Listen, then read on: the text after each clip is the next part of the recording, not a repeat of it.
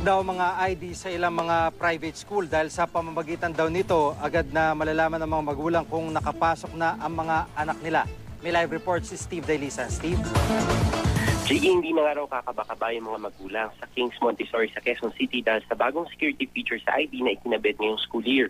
Sa identification card ng mga estudyante, meron ng Radio Frequency Identification o RFID chip. Papasok sa eskwela o pagkapasok sa eskwela, itatap nila ito sa turnstile at automatikong ite-text ng sistema yung kanilang mga magulang. Laman ng text message, Gigi, ang detalye ng kanilang anak at eksaktong oras ng pagdating at paglabas nito sa eskwelahan.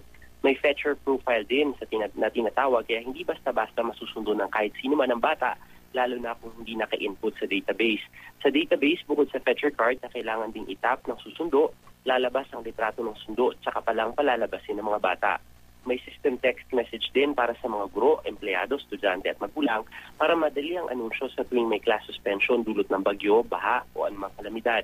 Iwas din daw sa pagkat ng klase ang mga bata kasi mamomonitor ang paglabas nila ng eskwelahan.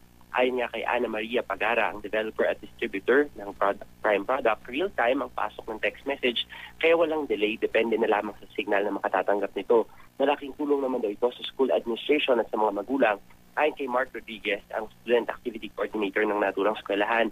Dati rin kasi binabahas sila ng tawag ng malakas ang ulan o di kaya may estudyanteng nagbubulakbol at hindi agad umuwi ng bahay.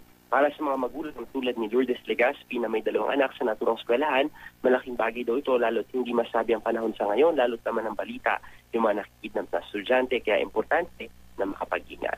Jiggy? Maraming salamat, Steve Dailisan.